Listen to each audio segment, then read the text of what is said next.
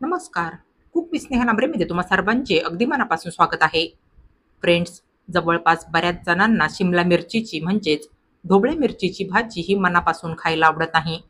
मुलं तर ह्या भाजीच्या नावाने लगेचच तोंड वाकडं करतात. एवढी पण काय वाईट नाही लागत ही भाजी चवीला.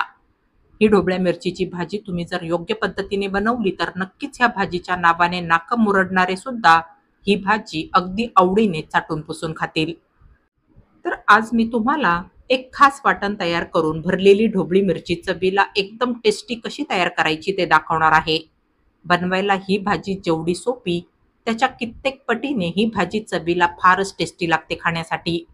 ज्यांना ढोबळ्या मिरचीची भाजी खायला आवडत नसेल, ते सुद्धा ही अशी चमचमीत आणि चटपटीत चवीची भरल्या ढोबळ्या मिरचीची भाजी अगदी आवडीने चाटून पुसून खातील.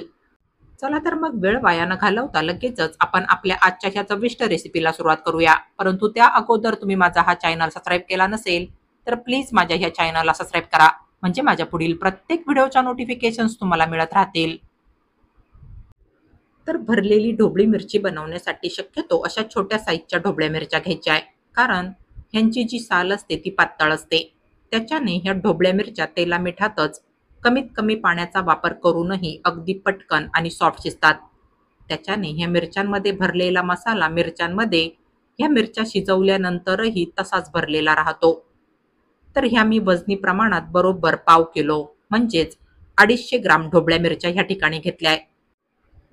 या मिरच्यांचं हे जे देठ आहे, याला अशा पद्धतीने सुरीने कापून काढायचंय. मिरच्यांची देठं अशी सुरीने कापून काढली की आपल्याला ह्या मिरच्यांच्या आतमध्ये तयार केलेला मसाला अगदी भरभरून भरता येईल. तर हे पहा, इथे मी ह्या सगळ्या मिरच्यांची देठं अशी सुरीने कापून काढली आहे.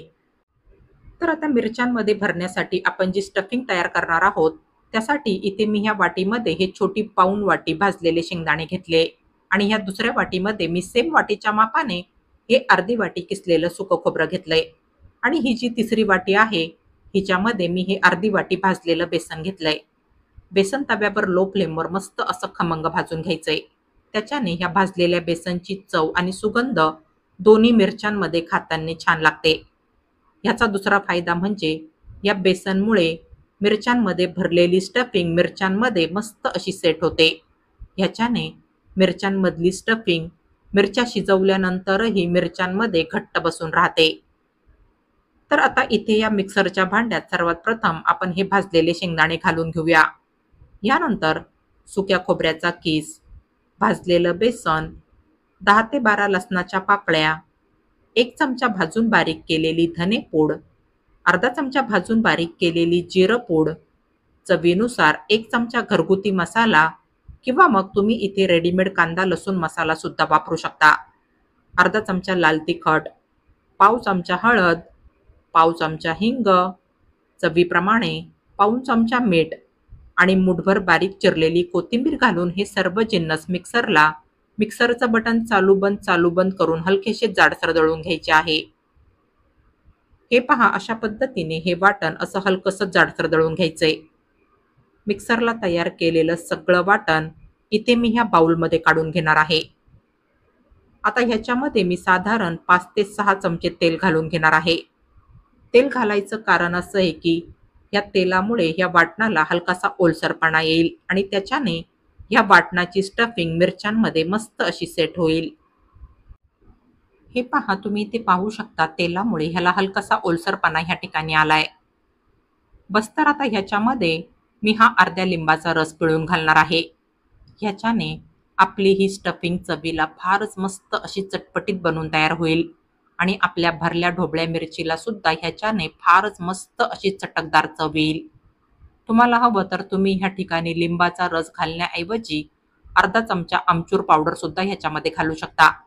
दोन्हीपैकी तुमच्याकडे जे अवेलेबल असेल त्याचा तुम्ही ह्या स्टफिंगमध्ये वापर करू शकता. बस तर आता तयार केलेली स्टफिंग आपण एक एक करून ह्या मिरच्यांमध्ये भरून घेणार आहोत. ही स्टफिंग अशी दाबून दाबून ह्या मिरच्यांच्या अगदी काठोकाठ भरून घ्यायची आहे. भरलेली ढोबळी मिरची म्हणजे मिरच्यांच्या आतमध्ये भरभरून स्टफिंग भरणं. त्यासाठी ह्या मिरच्यांच्या आतमध्ये अशी ही तयार केलेली स्टफिंग अगदी काठोकाठ दाबून दाबून भरून घ्यायची आहे. तर हे पहा, इथे आपण ह्या सगळ्या मिरच्यांमध्ये तयार केलेली स्टफिंग ह्या मिरच्यांच्या अगदी काठोकाठ दाबून दाबून भरून घेतली आहे. सगळ्या मिरच्यांमध्ये स्टफिंग भरल्यानंतर ही एवढी तरी स्टफिंग शिल्लक राहिली पाहिजे. हिचा वापर कधी, कुठे आणि कसा करायचा आहे ते मी तुम्हाला पुढे दाखवणारच आहे. हे पहा, या मिरच्यांमध्ये स्टफिंग भरल्यानंतर ह्या भरलेल्या मिरच्या इथे आत्ताच काय जबरदस्त दिसताय.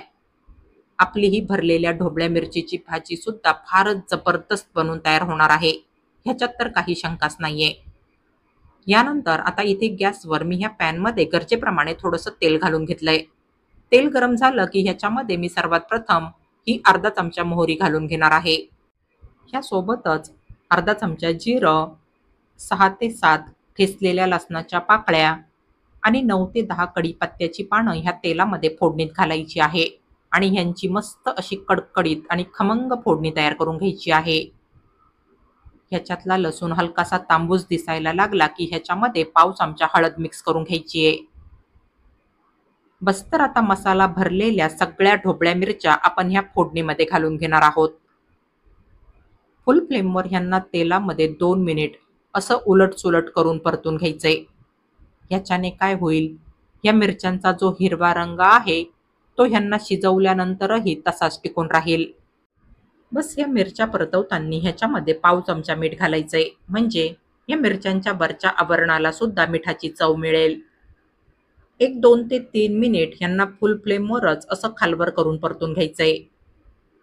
तर आता बरेच लोक काय करतात, ह्या मिरच्या शिजवताना ते ह्या मिरच्यांमध्ये पाणी घालतात. पण त्याच्याने काय होतं, ह्या मिरच्यांचा रंग ह्या मिरच्यांमध्ये पाणी घालून शिजवल्याने फिका पडतो. मिरच्यांचा रंग मिरच्या शिजवल्यानंतरही हिरवागार नाही तर पिवळसर दिसतो. तेव्हा या मिरच्यांमध्ये पाणी लगेचच घालायचं नाहीये. गॅसची फ्लेम लो करून या पॅनवर असं घट्ट झाकण ठेवायचंय आणि या झाकणावर पाणी घालायचंय. या झाकणावर घातलेलं जे पाणी आहे त्याची पॅनच्या आतमध्ये गरम पाण्याने वाफ तयार होईल आणि त्या वाफेच्या पाण्यामध्येच आपल्या ढोबळ्या मिरच्या छान अशा नरम शिजायला मदत होईल. बस मध्ये 2-3 वेळेस 2-3 मिनिटांनंतर झाकण काढून मिरच्यांना असं उलट-सुलट करत राहायचंय, म्हणजे आपल्या ह्या मिरच्या सगळ्या बाजूने छान अशा नरम शिजून निघतील. जेव्हा ह्या मिरच्या 50% शिजतील तेव्हा या मिरच्यांमध्ये आपण शिल्लक राहिलेला सगळा मसाला घालून घेणार आहोत. मसाला ह्या मिरच्यांमध्ये एकदा असा चांगल्या प्रकारे मिक्स करून घ्यायचा आहे.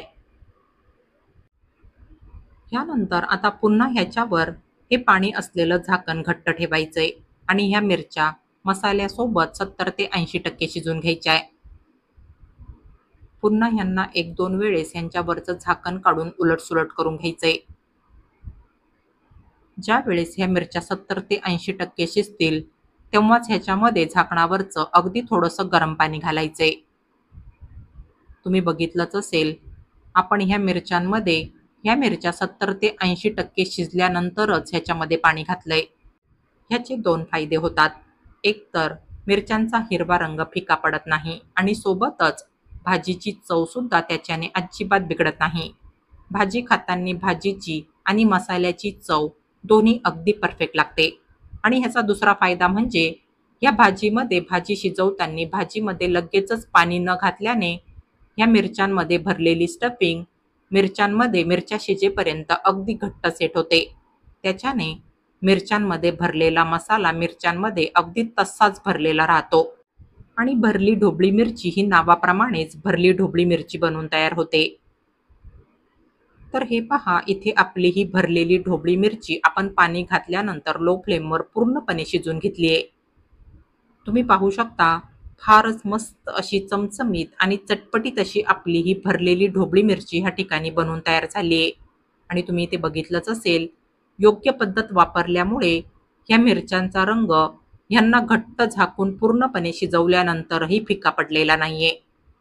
आपल्या ह्या ढोबळ्या मिरच्या मस्त अशा हिरव्यागार आणि सॉफ्ट शिजून निघाल्या आणि ह्या मिरच्यांमध्ये भरलेला मसाला सुद्धा मिरच्यांमध्ये अगदी तसाच भरलेला राहिलाय. फारच चटपटीत, चमचमीत आणि झणझणीत अशी आपली ही भरलेली ढोबळी मिरची ह्या ठिकाणी बनवून तयार झाली आहे. ह्या मिरच्यांमध्ये आपण जे खास वाटण तयार करून भरलंय त्याच्याने ही भरलेली ढोबळी मिरची चवीला फारच म्हणजे फारच टेस्टी बनवून तयार झाली आहे. टिफिनमध्ये नेण्यासाठी सुद्धा तुम्ही ही भरलेली ढोबळी मिरची अगदी झटपट तयार करू शकता. चपाती आणि वेगवेगळ्या प्रकारच्या भाकरींसोबत सुद्धा ही भरलेली ढोबळी मिरची खाण्यासाठी फारच भन्नाट लागते. ज्यांना ढोबळी मिरची खायला आवडत नसेल, ते देखील ही भरलेली ढोबळी मिरची पाहूनच जेवायला बसतील आणि खाल्ल्यानंतर तर बस वाह करतच खात राहतील.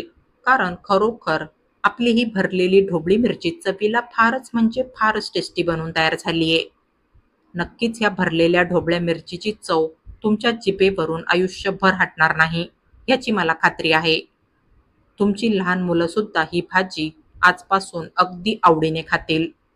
तर फ्रेंड्स, तुम्ही सुद्धा एकदा माझ्या या रेसिपीप्रमाणे अशी चटपटीत, चमचमीत आणि झणझणीत अशी भरली ढोबळी मिरची एकदा नक्की ट्राय करून बघा.